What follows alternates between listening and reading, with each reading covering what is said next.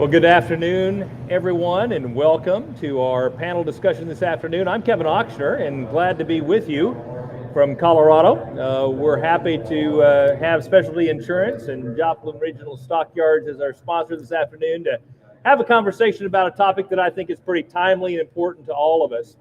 And so as I get started, let's just tie into it. I wanted to introduce myself, and then we'll introduce our panelists.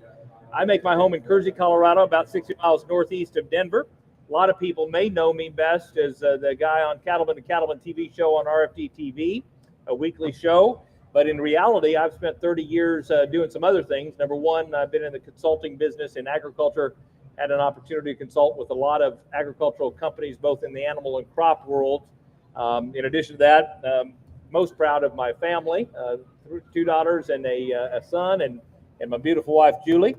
And then in addition to that, I run a set of about 200 head of registered limousine Limflex cows, and keep myself busy and planted in the beef cattle business. I tell people that while I wear many hats, the beef business in my blood. And believe it or not, that is our family coat of arms. There's a black bull rising from it. The name Ochsner, and in German it's spelled with or pronounced with a big ox. Ochsner is means German for ox, and here's what my wife and I argue about. It is suggested that the original bearer of the name Ochsner was named Ochsner because it was one who kept and sold cattle, or one who was as stubborn as an ox. My wife thinks it's the stubborn as an ox. I said it's because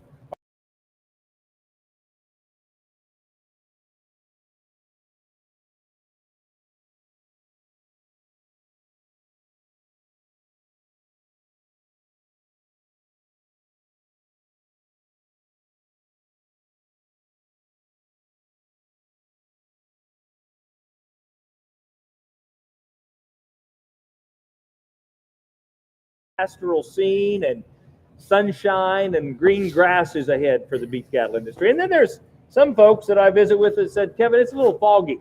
I can see 6 months down the road, but I really can't see much further than that, and hard to see what's around the bend. This is the picture that I think best describes the future of the business. There's some winding roads, some turns, and some curves, like you guys have in Missouri here. This boy that is used to growing up in this 1 mile by 1 mile square roads, and then Kevin takes me through the hills and hollers getting here from Carthage, Missouri. I'm not quite used to your curves and your bends in the road. Let me tee up for our discussion today at least 4 turns of the road, and I know our panelists are going to not only talk about these but a couple of others. There are some turns of the road that we're going to have to navigate, and in my opinion, one of them clearly is weather conditions that we've all dealt with, right? I was telling these guys earlier, I took some of my cows, not last summer, summer before, to the Sandhills of Nebraska because I was so worried about the drought. I was wanting to loosen up on pastures that year, kept some cows at home and took some cows and all my replacement heifers out there, only to come into last year and have a big old drought. Like many of you, I tried to put up as much hay as I possibly could last year. We've got some irrigated ground, and we put up as much hay as we possibly could, but instead of selling alfalfa for $400 a ton, I was feeding that stuff to my cows. I'm not certain how smart or not smart that was, but clearly our future hinges on this weather forecast. And I thought it was interesting because as of May 5th,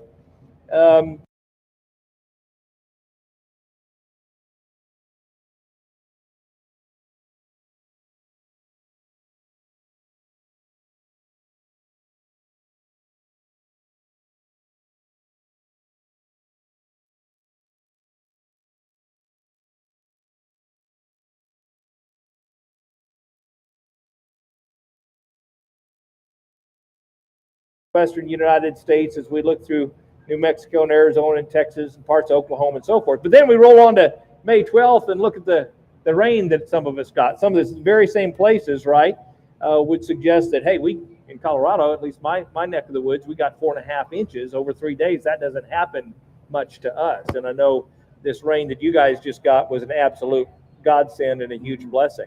But the question is, the long-term forecast still remains, and it's hard to know. Did this break through, and are we gonna have a wet couple of months, or was this kind of one-time event, and we're gonna look more like that through July? And that's a real question mark for me. Second thing, obviously, is feed and forage availability, and I touched on that before.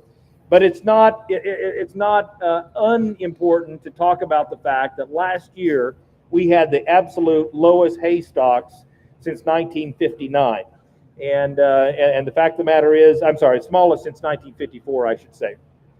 Hay production was the lowest since 1959. And you and I both know that going through the winter we went through, I know some of you had a little better winter than some of us up north, but there are a lot of people that I talked to through Nebraska and the Dakotas that thought they had plenty of hay to get them through, and they ended up having to buy extra hay for the year. So yeah, I don't know if you've ever seen this little picture on Facebook, but that's pretty apropos. Everybody's posting vacation pics, and I'm like, there's my ski trip eating my Caribbean cruise, you know. So anybody had to buy hay this year understands the price of that product. And $64 million question is, are we going to move into a year that we're going to have more availability of some feed and forage? Cattle and beef supply, if you've been to any cattle meeting, you've heard this story, right? Lowest cow number since 1962. There is a correlation between drought and cow numbers. We all know that, and particularly when more than half the cows are in states that were impacted by drought the last couple of years. We've been slaughtering a lot of heifers, right? I mean, the reality is 39% of the fed cattle were heifers last year. And my understanding, we're dropping that a bit. But the point is that this is going to take a little while to rebuild. And if you look at projections, Cattle Facts provided earlier this year, and you see that we're going to bottom out probably around 28.8, maybe 28.5 million cows. That's a lot different from 33 or 34 million cows in this country. And certainly I talked to a lot of people. Those of you may be involved in this business too. That the dairy herd is taking up part of the slack. Clearly, we're seeing more beef on dairy calves, and those cattle are coming into the system.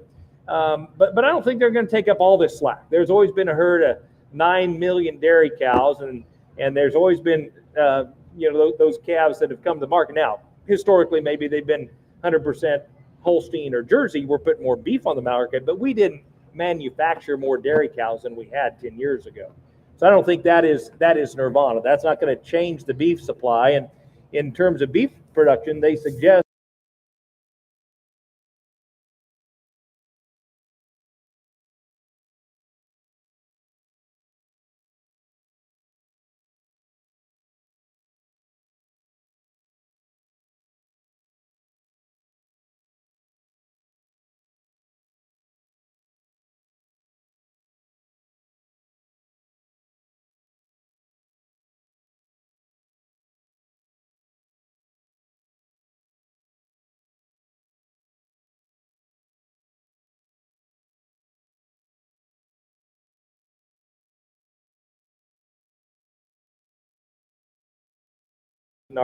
our day in the sun.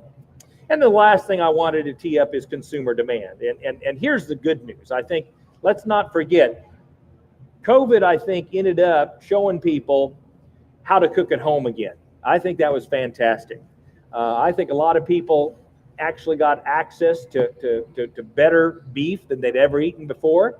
They figured out that they could take a good steak, bring it home, put it on their grill, and they could have 2 meals of steak a week instead of going out and having 1 meal of steak, just by the cost savings that they saved, right? The good news is 98% of the households purchase meat. 3/4 of them say, you know what, we are a meat eater. We hear a lot about people that want to eat, vegetarians and vegans and flexitarians, but the reality is still 3/4 of U.S. population say we're meat eaters, and most importantly, 3/4 say meat is an important part of the diet. So I think we've made incredible progress. I, for one, am a big beef checkoff supporter. I believe the checkoff has done wonderful work in trying to build beef demand and helping reacquaint people with the nutrient value of beef, that says beef is not this big bad killer that people like to say here about 10 years ago. Now, on the other side, people are genuinely exploring strategies to try to save money at the meat counter. And you see this, 42% saying, hey, only buying but we need 35% saying we need to look for coupons and what's on sale. 35% say we're going to stock up, figure out how to freeze this product when it's on sale. And another 17% say we're still going to buy meat. And maybe a year ago we were buying all natural, organic, grass-fed, and we're like, as expensive as meat is right now, we're just going to roll down. We're still going to buy meat, but maybe we're not going to buy some of the higher end stuff. So I think it's reasonable and realistic to assume that the economy is a little different than it was 3 or 4 years ago, and people are feeling the hit. The hit. I had one anecdotal experience I wanted to share. We do at our church once a year, it's a farmer blessing Sunday in April. It's a pretty cool event. And some of the farmers bring their big equipment in, people crawl all over it and so forth. And my wife and I have beef business, and there was the church asked us, hey, would you put together a gift basket of beef because we wanted to raffle it off to somebody. We raffled it off to this young family with 2 children, I think 3 and 4 or 5, and they were so grateful for it. They said, we just don't eat beef. We can't afford it. This is the first beef we've eaten, and we gave them hamburger and steaks, and they were going to have steaks for Mother's Day. But it made me very aware of the fact that there are citizens in the public out there that like our product, but frankly, when it gets as expensive as it's gotten, we are going to ration some demand in this process. So the point is, those are 4 areas that I think at least have impact on where this cattle and beef business is going. And as we talk about that, there are some bends in the road, but I like this quote: a bend in the road is not the end of the road unless you fail to make the turn. We're all adjusting. I've had some people tell me, say, Kevin, we went through this last drought and we restocked, but interest was a little cheaper then than it is today. And that's a bend in the road, right? But the bend in the road's not the end of the road unless we fail to make the turn. And I like this one even better. Colin McCrary, I'm not a huge race car fan, but he said it best. He said, straight roads are for fast cars, turns are for fast drivers. And here's my point. We need to be fast drivers. We need to be able to navigate the turns. We need to be able to anticipate the turns. And I'm excited to say we have 3 gentlemen with us today that are going to give us some insights into some of those turns and some tools to help us navigate some of those turns in the road so that the bend in the road isn't the end of the road. And particularly as it relates to risk management, I think one thing we have to recognize as beef cattle producers, if we've not learned anything over the last couple of years, we've learned that a black swan event can totally turn our world upside down in a 24-hour news cycle. So shame on us if we are not getting the information, the insight, using the tools at our disposal to do as good a job as we possibly can in navigating those turns in the road. With that, we're going to tie in the panel. And with us, first of all, I'm pleased to introduce a gentleman who's founder and president of Sidwell Strategies in a number of entrepreneurial pursuits in the agriculture, grain, seed, transportation, distribution, meat business, and many others. He's recently also appointed to the board of directors of Kansas City Federal Reserve, Oklahoma City branch, so I do have some interest rate questions for you today.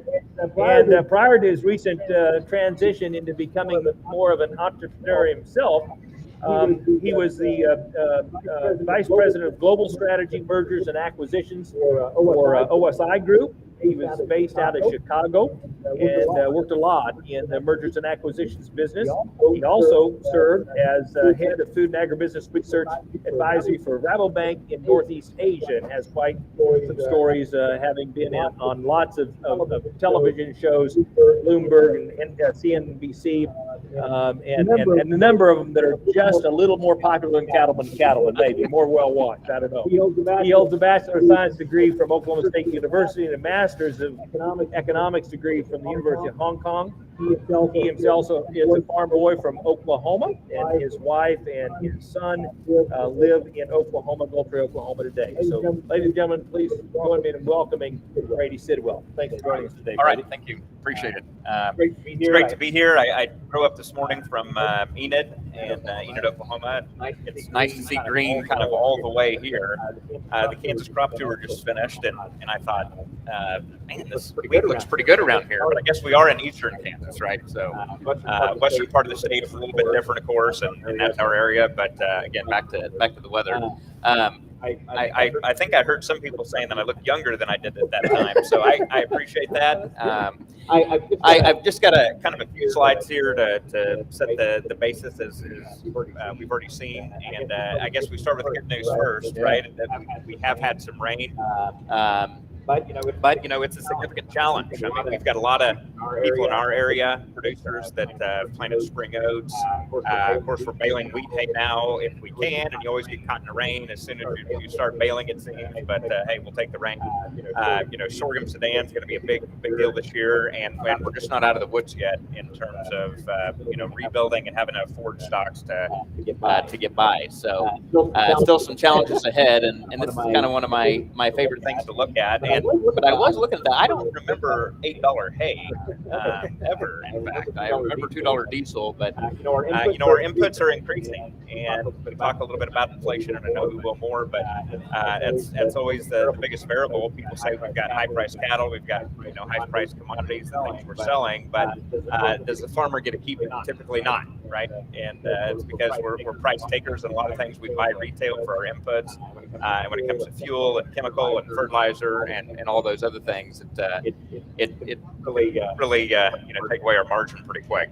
So I've had the opportunity to be on the serve as a board member, and I don't directly impact interest rates. Yeah, I provide the agriculture and rural area inputs to the Fed at the Oklahoma City branch, the KC Fed. It's been great to be a part of that for the last 3 years, which has been an interesting time in the economy with COVID and everything. But interest rates are inflation is coming down. We've seen that, but it is far from over, I think. It's become a real cost in our operations because we've had 10 consecutive hikes by the Fed. The next one's coming up in the middle of June. They've talked about a pause, of course, that we're not going to see higher rates. But I just can't say that all the supply chain things going on and geopolitical supply chain issues overseas that we're completely done, and that inflation is going to just be on a downward trend. But we talked about that, of course, in the food side. Prices and thankfully beef actually hasn't been one of the faster price increases due to bird flu and things like that we've seen in some of these other protein markets. We've seen some price escalation in there, but the outlook is, like you said, it's a windy road. There's a lot of uncertainty that consumers have. I feel like the economy is still strong, but as you guys all know when you watch the evening news and politics here in this country and internationally, that there's a lot of things that could wreck this market pretty quick ultimately, and we've just got to be cautious of that. And that's probably my number one thing to think about is higher prices unfortunately cure higher prices. So just a matter of time of when that's going to happen. I put a few just kind of threads down here of inflation has come down, but we could see this uptrend resuming. Accelerated China economic recovery. They had a lockdown. They're open back up. They're trying to be much more of a world player in this all the geopolitical items that are happening, especially Russia and Ukraine. And if this economic recovery in China does accelerate, if supply chains also become disrupted as much as we depend and the rest of the world depends on China for inputs, the inflation could creep back in simply from that. So it's something we got to watch out for. You can't see it down there, but a stronger U.S. dollar is this thing has been all the way up to 115 plus on the index. Now we're back to 103. We had a good kind of sell-off trend that makes our commodities cheaper overseas as the dollar was declining, but now we've had a big rebound here in the last couple of weeks, and that also makes overseas products cheaper when our dollar strengthens. And so that's a headwind for ag commodities, and it's a headwind for beef because even though it may make our export of grain commodities more expensive overseas and keep more here, it also makes beef that we buy into this country a little bit cheaper. And so the big players, will definitely be looking at that. And as our beef prices increase, and as we maintain a strong U.S. dollar, that can also increase beef imports, which is a challenge. So, we talk about the black swan events, right? Everybody's wondering. We've had the most predicted recession, I think, in history. We've talked about it and talked about it and talked about it, and we're tired of talking about it. It's like, let's get this recession behind us. Let's get it over with and move on. That's typically when recovery starts. But there's a number of things that can create Economic instability, commodity prices, interest rates, consumer confidence level. The stock market has really been very resilient so far, and then of course black swan events. And while there's relationships in all of these things with agriculture and with cattle prices, none of it is necessarily directly related. So we've seen a lot of that in our markets, in the grain markets and the cattle markets. Is sometimes what really wrecks our market prices is not directly related to agriculture. It comes as a headwind from the outside. And there's so much going on in the world right now, and a lot of crosswinds that don't necessarily lead us all in the same direction. That we've got to be cautious of this, and animal health issues and whatnot. The USDA did just come out with per capita beef consumption. It's hard to predict prices, right? But what about availability in terms of beef production declining and the amount of beef that is available to consumers in the U.S.? And you can see the USDA, this is going out to next year, has just significantly reduced because of beef production declines with the obvious fundamentals and then strong demand. So we know that's going to mean higher pricing, and this consumer rationing of beef with less available is going to be an issue. Exports. China seems to be a part of every conversation that we have, and it's become a more recent factor in the U.S. beef market. And I spent 10 years in China and all over Asia. Obviously, it's a very important consumer, but it's a very tricky trade partner as well. And I think that's becoming even more so. But I was based in Hong Kong for a number of years, and a lot of the beef we've been exporting U.S. beef to China for many years, just not through the front door. We've been shipping it into Hong Kong and Vietnam, and then it makes its way across the border. Well, that has just changed really in the last couple of years. And we talk about Japan and South Korea and how important of a buyer they are for U.S. beef and U.S. pork. And you can see here, China is really as important as some of these other markets that have been around for all these years. The Chinese consumers, if they have a preference for beef, it is grain-finished marbled beef. And I say that because they love fat content. They eat dark meat chicken. They love fatty pork. A lot of what they buy from Australia, New Zealand is grass-finished, and from Brazil is grass-finished. They haven't been able to get the fatty beef, but that's definitely their preference. And so it is a huge market potentially for us. It is today and is going forward, but there's going to be a lot of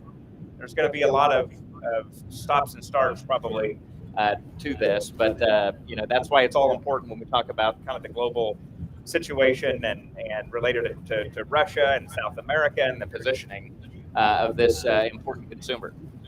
So we know that a big part of Chinese imports of beef are coming from Brazil. Of course, they just resumed after they had a mad cow case here not long ago. But if I had to summarize anything, just to talk about China, they are looking for alternative trade routes to the U.S.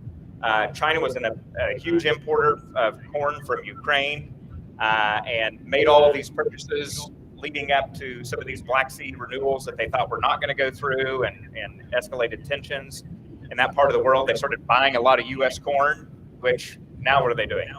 They're canceling it, right?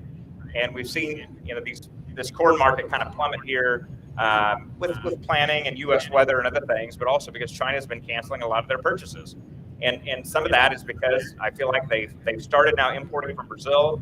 A lot of people don't realize that China did not import, was not allowed from a phytosanitary perspective to import corn from Brazil until just last year. So I think that these alternative trade routes to South America for beef and grain, obviously with Russia that they're beginning to set up. And whenever you see China, negotiating with the country, they've kind of mended relationships now with Australia again after they stopped their barley.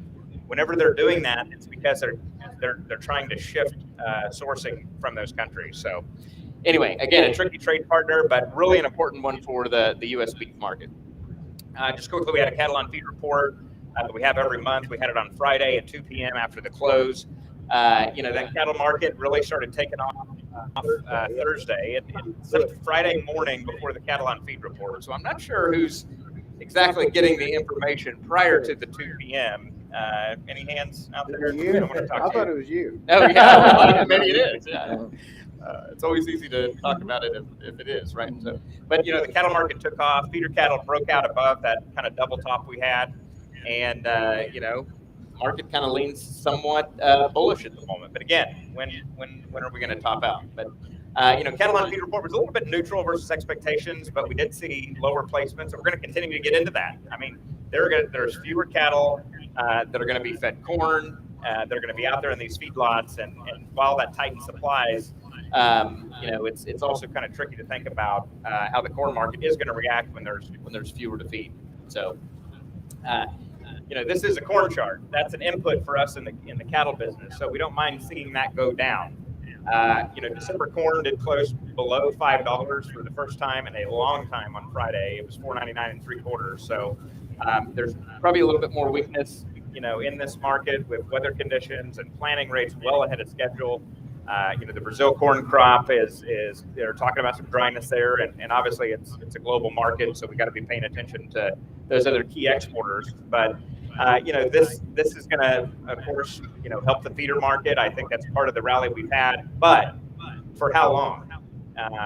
One of the things I always get concerned about when you see these spreads widening between old crop and new crop grains, or even between grains and the cattle market, is we get a time where it becomes a little bit too wide, and we see some liquidation in the market. So those are other things we got to worry about. The funds are extremely long in the feeder market. They're long in the live cattle market, and so things can trigger to move in the opposite direction. But for right now, this corn market has been favorable to feeders.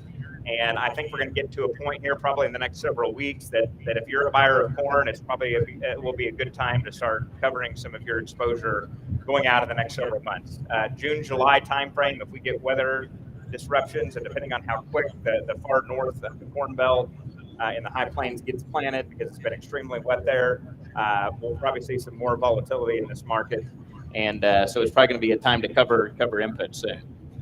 So I'm going to finish on this slide. In our business, we talk a lot about risk management. We focus on pricing, but as we all know, I'm from a family farm. We have a cow-calf. We run stockers, in the grain side too. And what are your risks? Well, as we know in this business, we got a lot of them, right? I mean, we're more comfortable with risk in the farming and the cattle business than many people are, right? That's what keeps people out, I guess, right?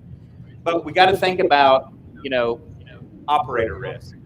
And unfortunately, I went through this 10 years ago with my dad in our operation, and more recently, about 2 weeks ago, I went through this with a key operator in some of our businesses, and it really makes you think about all the stuff you're doing and you're responsible for. It's not just be careful, but somebody's got to know about this information, right? If you got a lot of cow-calf out there, and how they're bred, what they're bred to, and something happens to you, God forbid, it's a tragic loss. But if you're out of commission for a while, who's going to take over your operation and not just have to liquidate it? So it's something you really need to think about. We're starting to use a lot more technology. I know that we all like to have our little black book of cattle numbers and everything, but there's apps like AgriWeb out there that we're starting to use that locate your cattle and keeps all your information in one spot, and you can share it with other people, with your spouse, with your kids, even if they're not operating there, with your accountants and others. And I just wanted to share, because I've been through now a couple times of this, and while we think about price risk being so important, and it is, don't get me wrong, but operator and just having others that know about some things, at least about your operation, to be able to carry it on if something unfortunately does happen to you. So, all right. Well, with that, Absolutely. I will turn it over. Fantastic.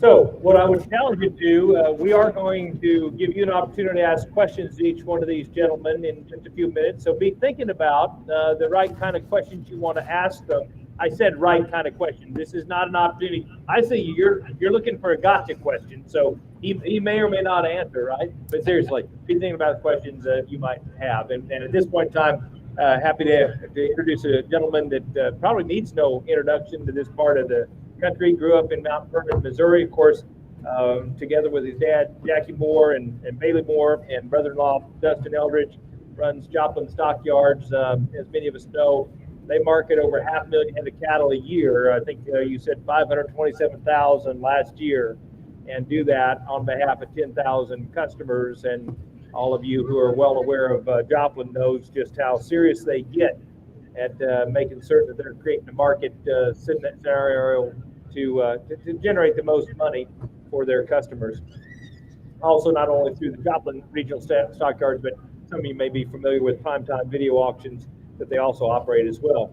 In addition to that, obviously, the family has interest in some stocker calves themselves, owns half of a feed yard in Kansas, and are actively engaged in the entire agricultural business.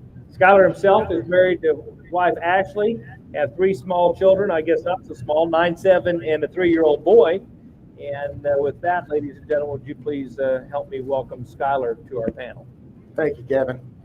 Well, I know most of y'all sit in this room, but I've been in the business my entire life. I went to college for a couple of weeks when I was 18,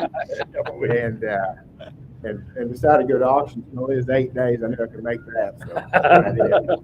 I've been doing it ever since I could walk. That's all I've been involved in. My grandpa had cow calf. My dad, he had cow calf yearlings. I ran around the sale run. I grew up down there in old downtown Joplin, which isn't ideal. I probably wanted to raise my kids there, but that's where I grew up. So, one thing about the cattle market, and everyone calls me every day wanting to know what the cattle market's going to do. And I'll be honest with you, I wake up and see what Brady says about it. It's just how I do it. These guys study it; they know what's going on. But when it comes to LRPs and keeping your business profitable, I can tell you a few things I do know. I know how much I owe on my farms. I got so many head of cattle, and I know how much I owe the bank. And, I know how much I'm going to have to pay Kevin this year for insurance. I know things like that. It's too high. But anyway, I know things like that. That's just where, that's where I come from. Ever since I was a little boy, my dad's always beating my head. No matter what's going on, you got to protect your equity. And I don't care how old you are. You can be 20 years old and you can just be starting, or you can be 65 years old and, you can still be in the business. But when you go down and sit down with that banker, all you have is your equity. That's all you got in this business. That's all we all ever work for. It don't matter how much work we do, how much we try to get ahead. When we sell them calves, we probably owed somebody for them. That's just the way it is. I don't know how you can change that. That's the way it's been my whole life. If I had this many cattle and I owed the bank this much money, I knew where I was at. I didn't tell him how big they were. I might have told him a couple times they're a little bigger than they were. That's where I was at. It's just the way it is. That's the way we've all operated. But, and I think that's one good thing, going forward from here, I wouldn't have any idea what the market's going to do. You can look at weather, you can look at charts, you can look at whatever you want to when it comes to the cattle market. But are we going to have another COVID? In the coronavirus in the spring of 2020, we were sitting on several yearlings. I think May feeders went to $1.12, didn't they, buddy? Yep. $1.12, and June fats went to 77 cents. That was 3 years ago.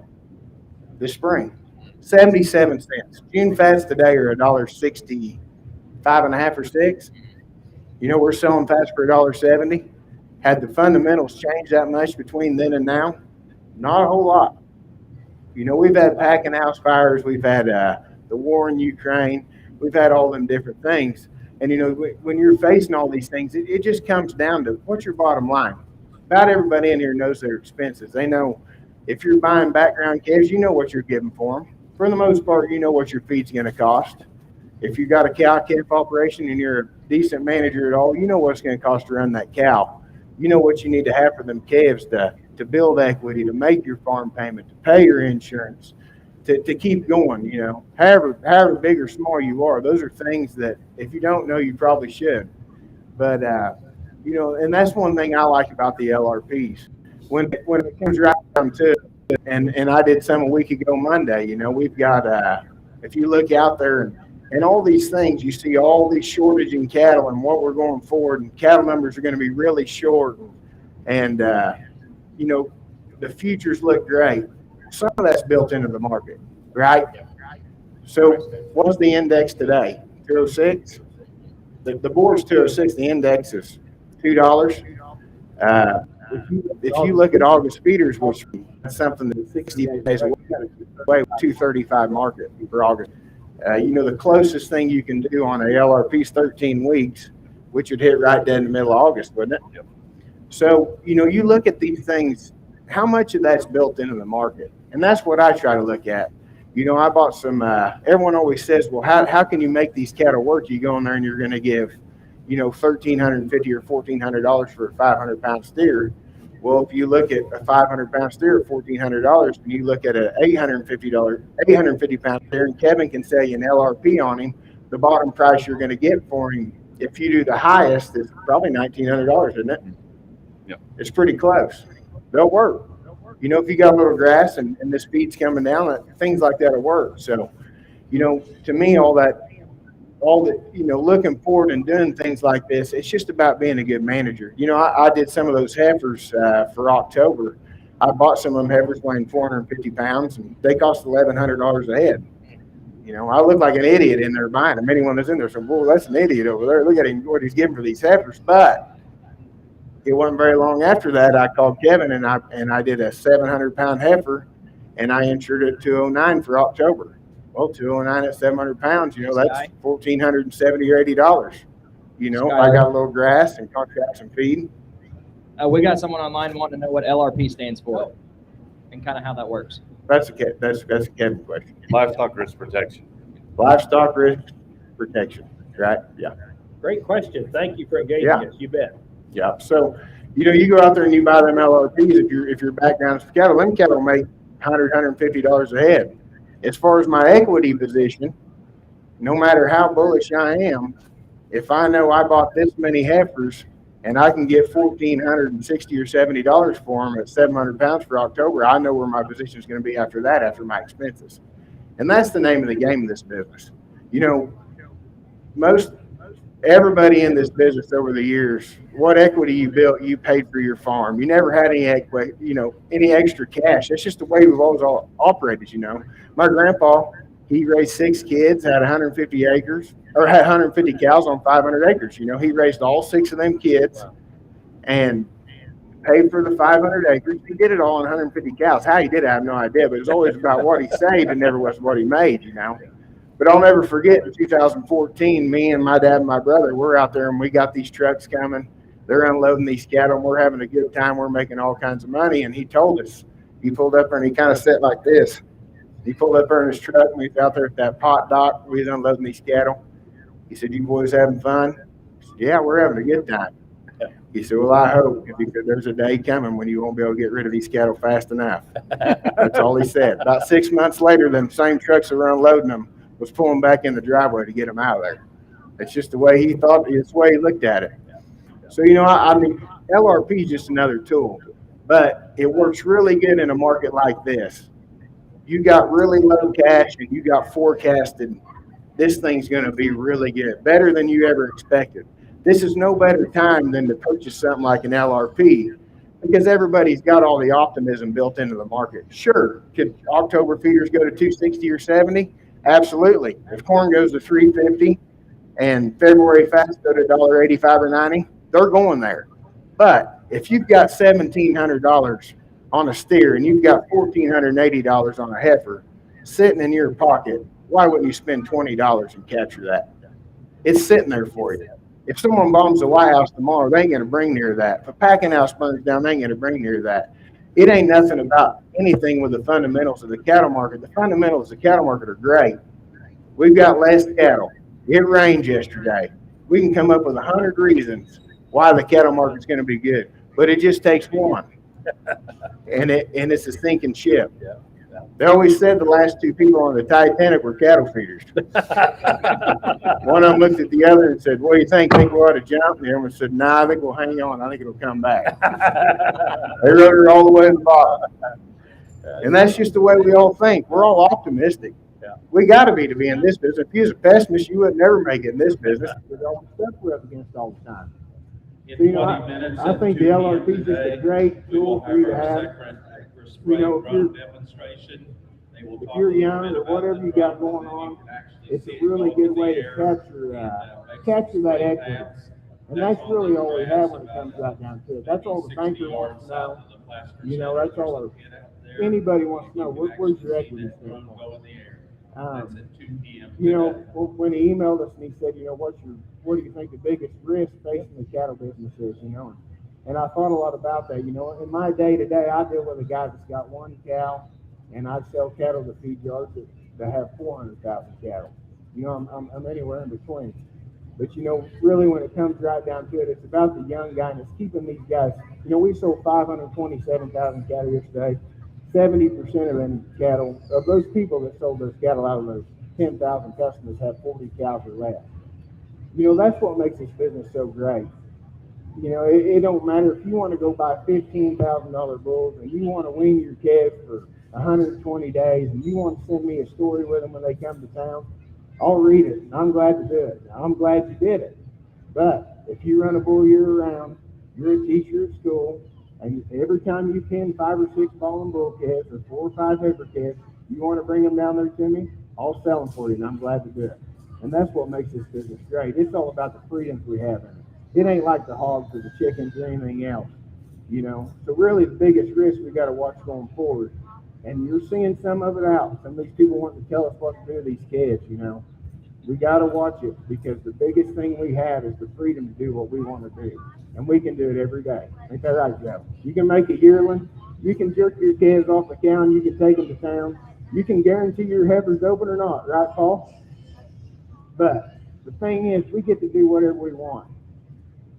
That is one thing about the cattle business that we need to cherish, and no matter what's going on as a political agenda or anyone's trying to do to us, we got to try to keep that freedom because that's what we all love about this business. We all do it because we love it, and we can do whatever we want to do. You know, if we didn't love it, we sure wouldn't do it, and most of the time it don't make any money. It's just the way it is. But I think that's one thing that I really wanted to touch on today. You know, you're hearing some of these things coming down the pipeline where, you know, they want to, right, wrong, or indifferent, they want to mandatory ID these kids. They want to do these things like this. And people may get mad at me for saying it, but out of them 527,000 heads, 70% of them cattle belong to a guy that's 40 head or less, and he ain't going to do it. And that's what makes this business what it is. It's them people like that. That's got 30, 40 cows, got a business in town. They wouldn't know if they're making any money or not, but they bring them kids to Joplin, Missouri, resell them. They put their money back, send their kids to college. They do different things like that. You know, that's what makes this business. It is. And I think we have got to hold on to that no matter what's going on. We've got to keep that in. It's a huge deal to us, and I think it needs to be a big deal to everybody in this business. I really do. Thank you, Skylar. Well, thank you, Skylar. That ought to give you some things to think about yourself. And the last panelist is also one of our sponsors from Specialty Insurance, Kevin Charleston.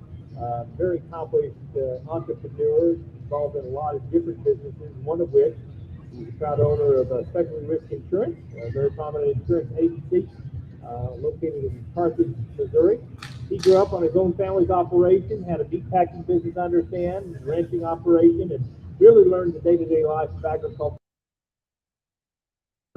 service to others, and commitment in his youth experience. He attended attended college on rodeo scholarship, and daughter's involved in that as well. We had an opportunity to spend a little time together last night. Went to both Fort Scott Community College and received his bachelor's degree from Missouri Southern State University. After college, he spent a couple of years working for an insurance company in 2012. Started Specialty Insurance, Specialty Risk Insurance. I need to get that straight. He also founded Livestock Insurance Exchange to provide products for livestock producers, feedlots, auctions, livestock haulers, and many others in the livestock business. Specialty insurance risk insurance has grown tremendously, and nationwide right now, and it continues to be a very trusted, respected risk advisor for lots of farms and ranches, feedlots, and actually packing and processing facilities as well across the country. In addition to his involvement with specialty risk insurance, he and his wife Trish operate K&T Cattle Company and are very active members of the Carthage community. Again, we appreciate his involvement, his sponsorship here. Kevin, talk to us just a little bit about your business, and we're going to learn a little bit more about livestock risk protection as well, I think. Thank you.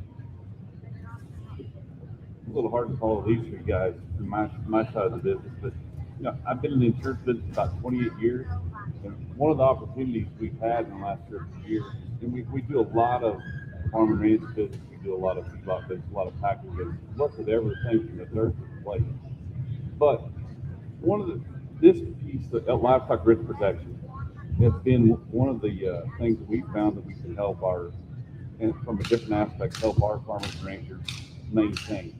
Because we probably insure 1,500 farms, and 70% of those are probably 30 or 40% of those, you're farming with grandpa.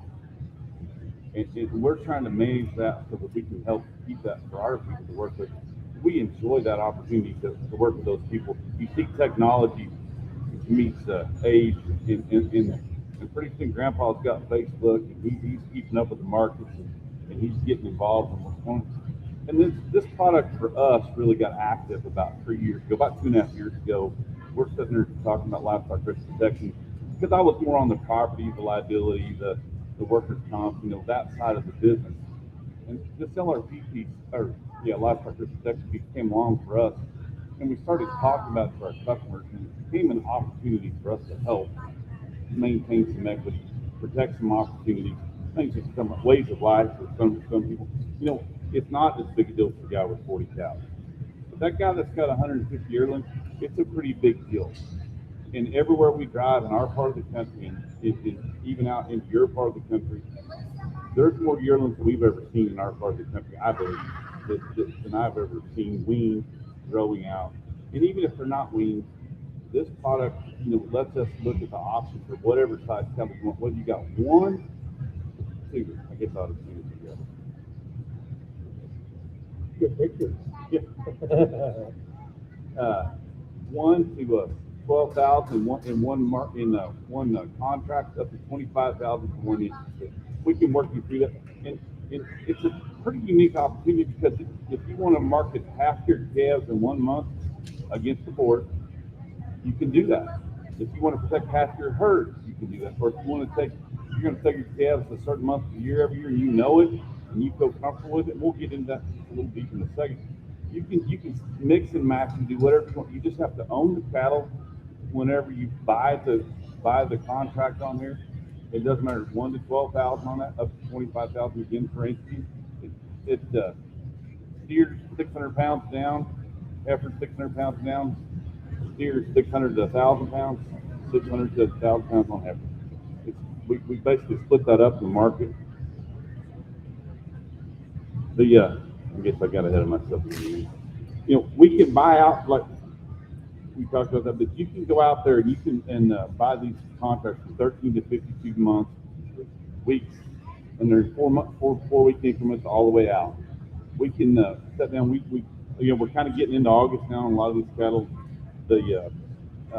and so the summer calves are kind of slipping away from us a little bit on there, but we'll show you. November's kind of been the one we've taken because in our country, the majority of the cattle come in October and November.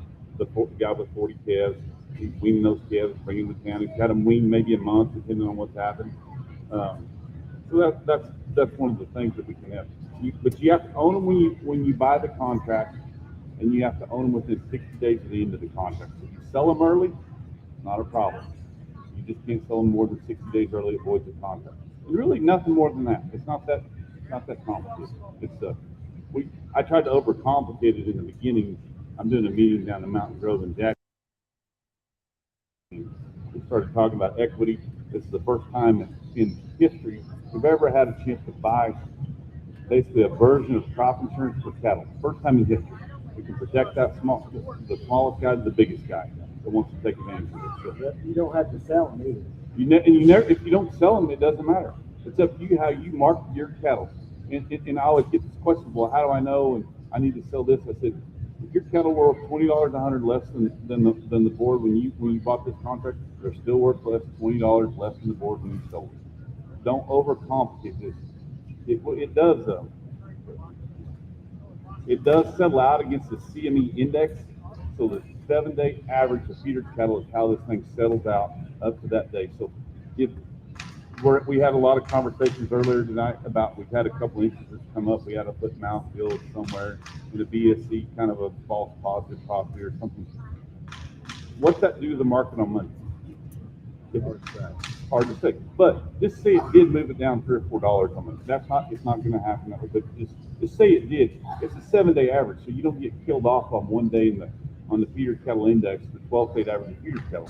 It's a 7-day running average. So I'm glad they did that way, because you're not tied to one day. Now, one of the things that we've had trouble talking to people about is the $2 a pound and $2.50 a pound, and we back into this, but it's really total dollars. It doesn't really, it all equates to total dollars to you. We're just 10 minutes away take money from the home at the end of the day, and that's how we back into this.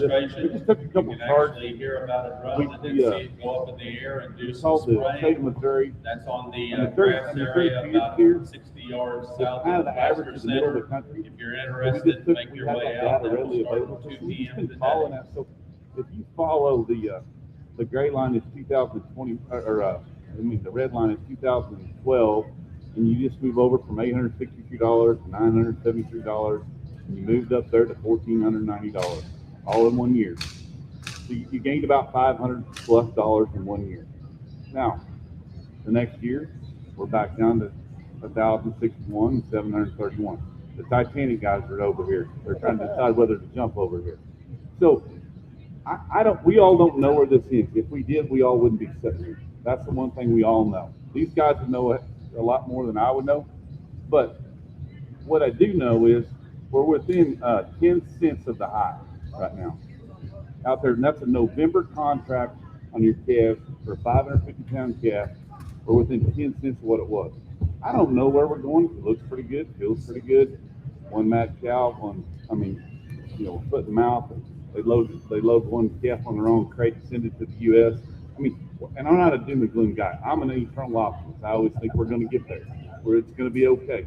But what I've started talking to people about as we got more involved with trying to protect our customers, because it's really important to me that those 1,500 farmers that we sell insurance to keep buying farm insurance. I don't have a job.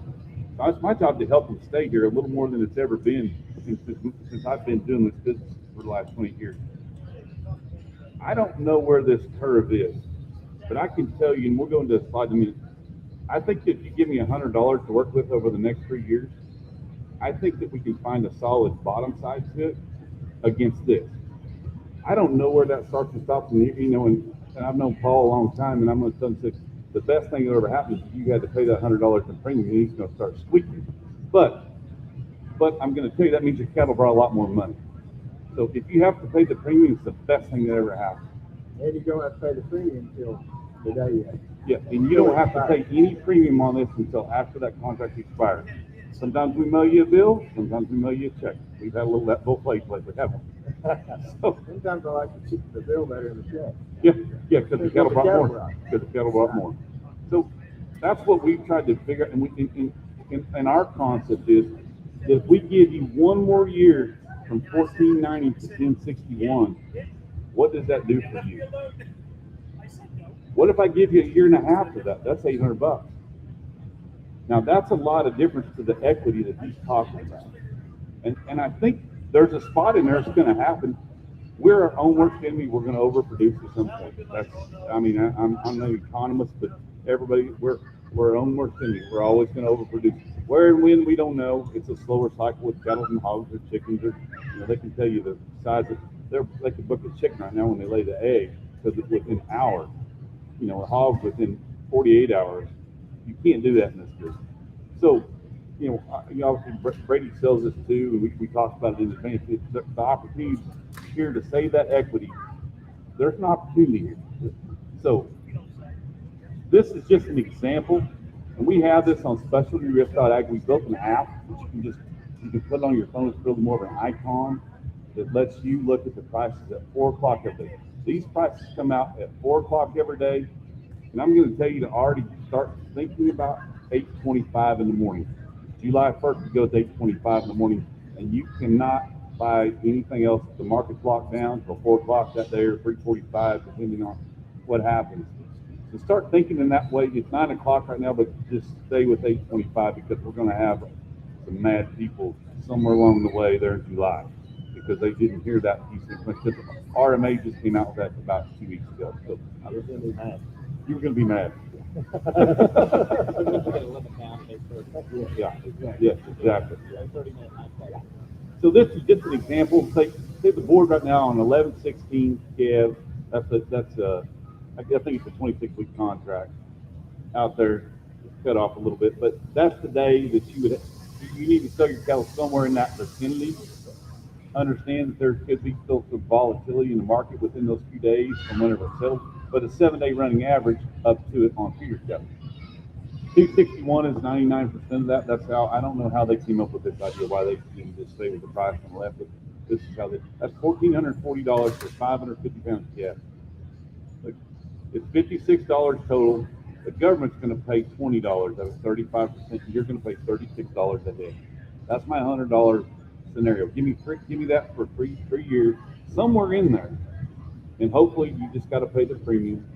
Somewhere in there, it's going to save some market and give you an opportunity to protect yourself.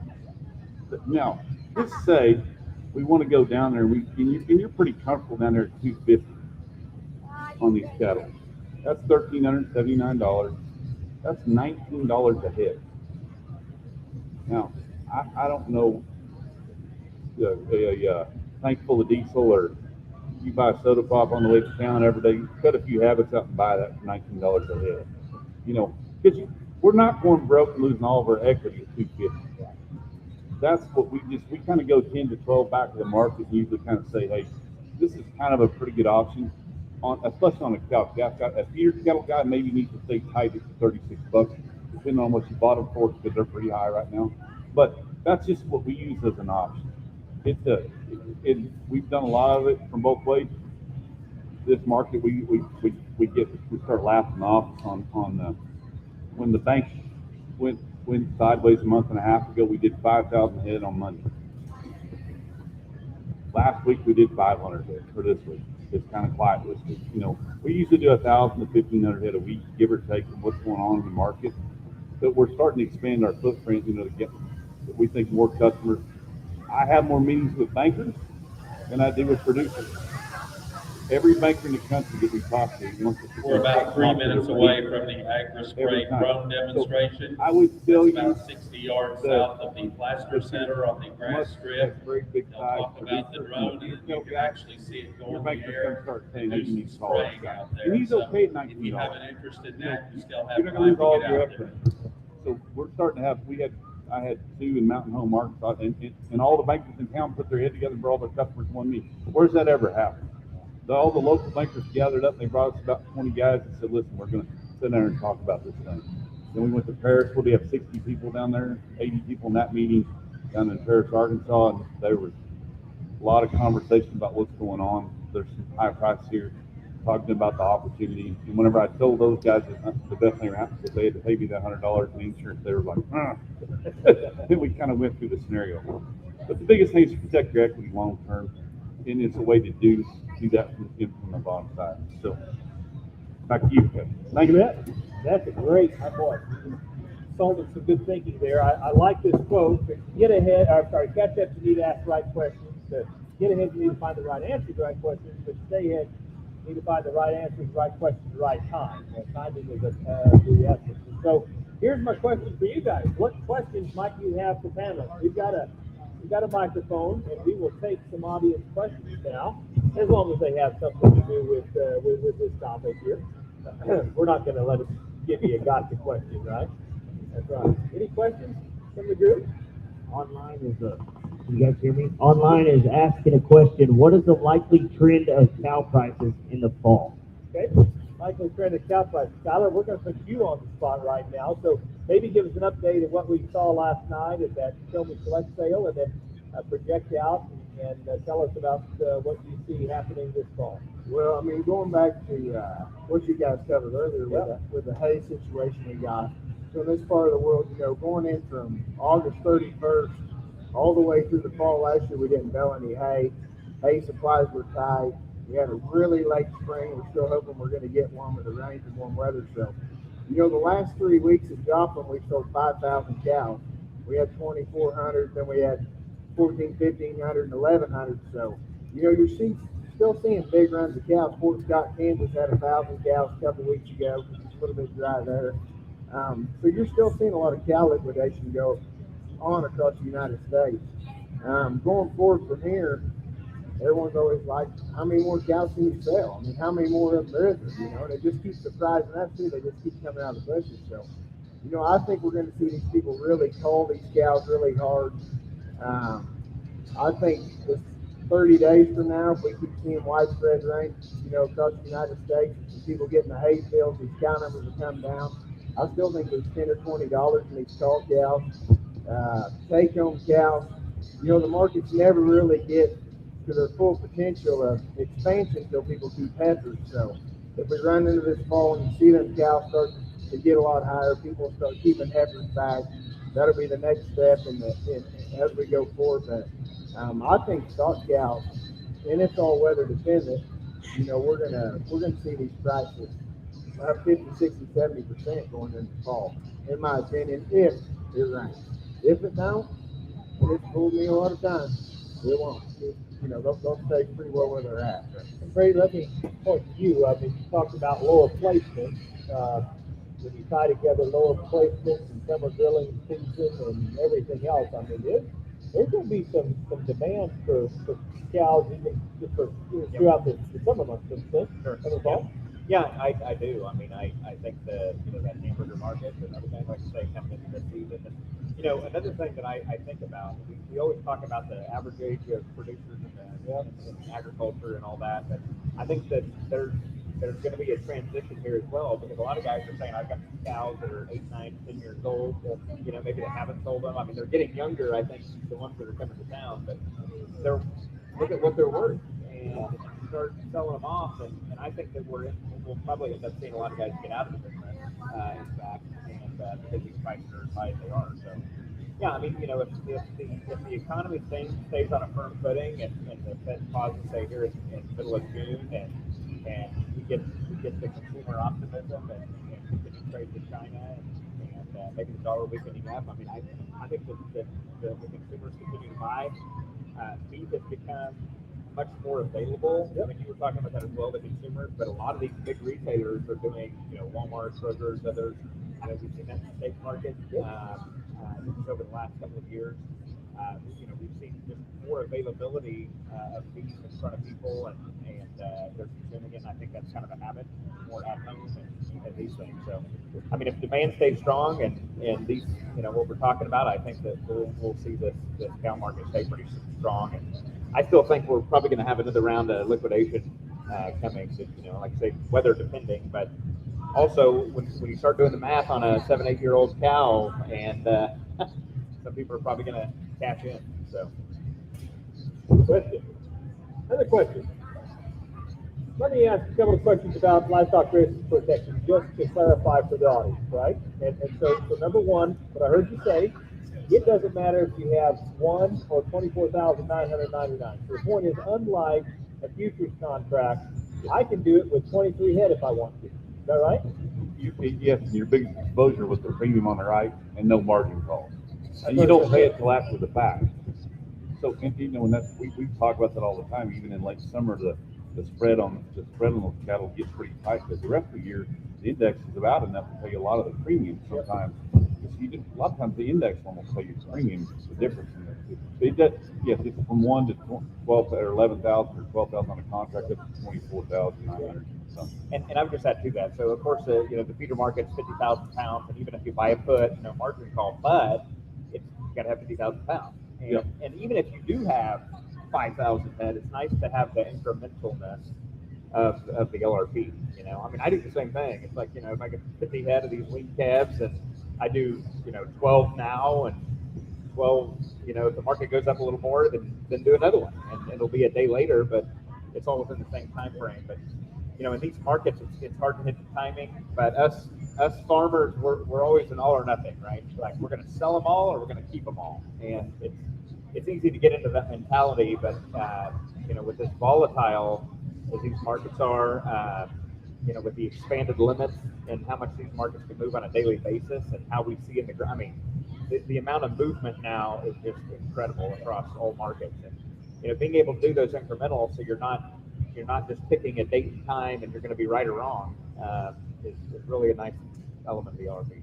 We're getting a lot of our guys that split in months. Well, like I say, Yep. they're going to have fall guys that do half in October, half in November. Yep. Then maybe pull their heifers. They're going to hold them to see what they want to do. We're seeing them pull them back on into December for the first of the year. So what do you say to somebody who says, this is the most bullish market in years, and you're asking me, I mean, I'm going to get a lot of money for my calves this fall one way or another. You're asking me to spend $20 or $30 or $40.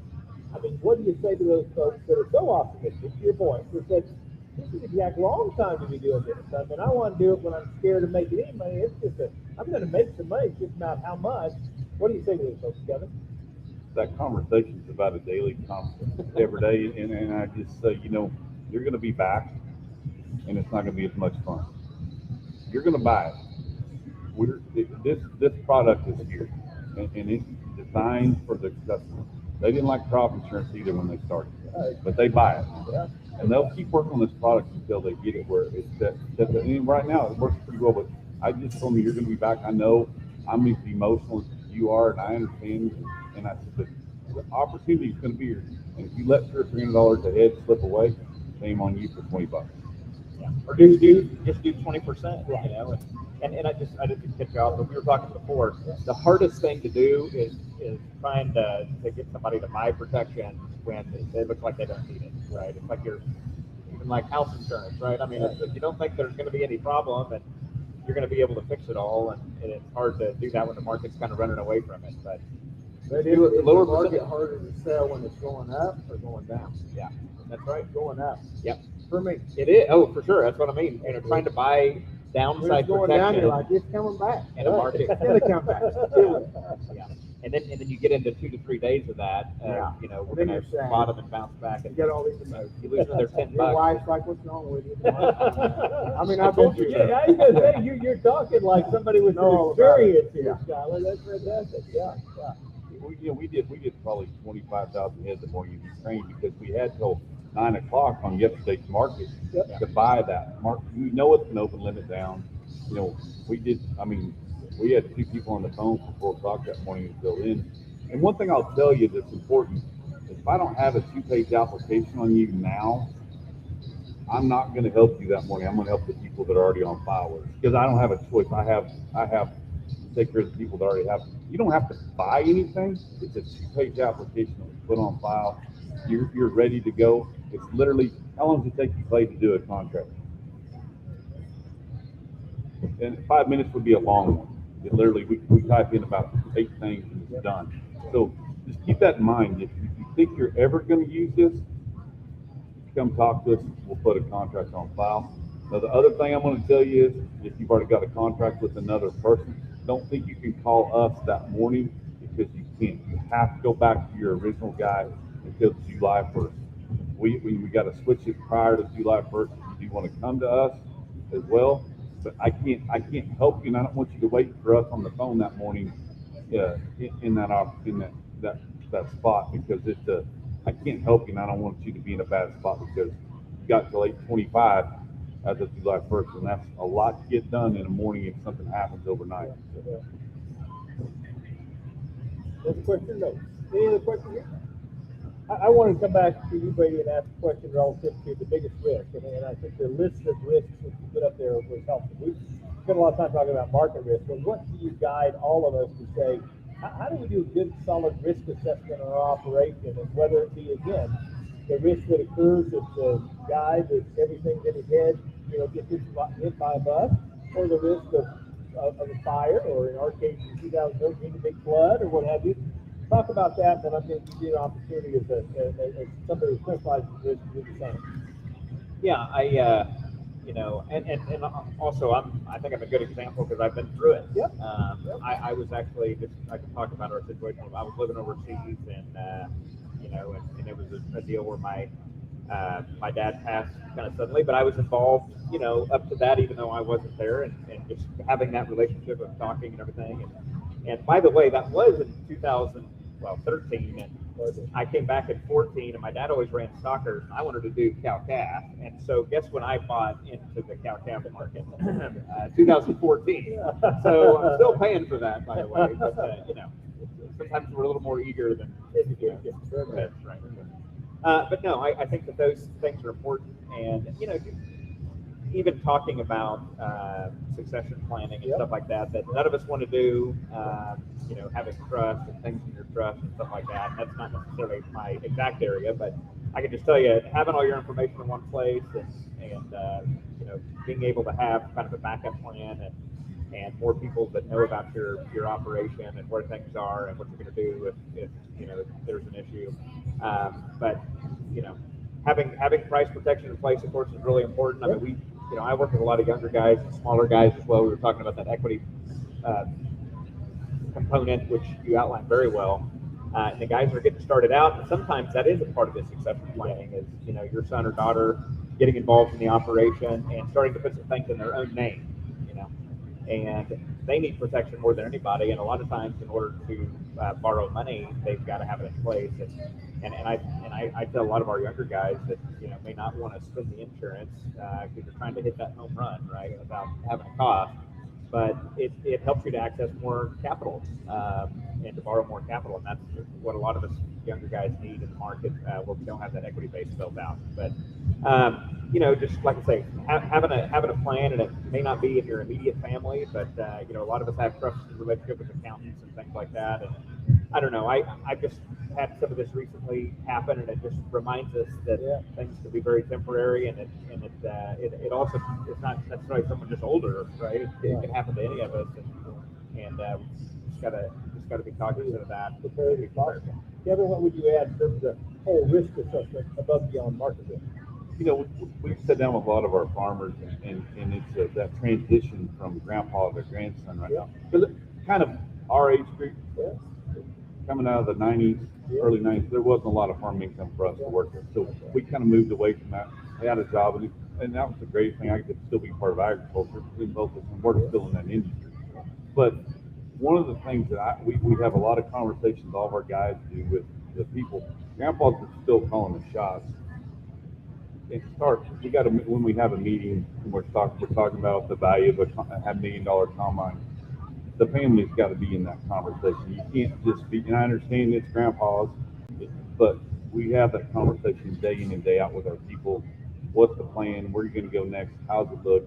You know, what are the things we need to be doing to cover, to protect you?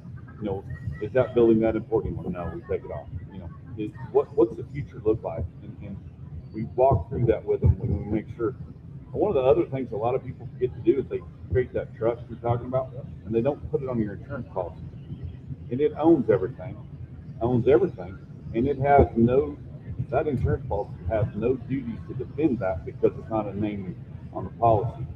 One of the things we spend a lot of time, we sit down or the grandson or the son, they form a little LLC over here, and they sell a little meat out of your LLC, and they don't tell us. I can't fix it after the fact. So those are just some of the risk protection things we talk about. We go through every name and third when we sit down. I ask all the details. What's going to happen? What kind of assets are we trying to protect? Grandpa wants us to buy a $500,000 liability. Well, he's got 5,000 acres are worth $5,000 an acre. We probably need to have a $10 million umbrella on there. You know, those are the things that we try and work with our people when we talk about their assets, what they need to protect, what they don't, and then remind them of what happened to their neighbors who got sued down the road, or you know, we had someone in our community have a pretty good sized lawsuit in the cattle industry. I sold more umbrellas off that umbrellas than I've tried to sell for years, but it affected him personally. It was a $10 million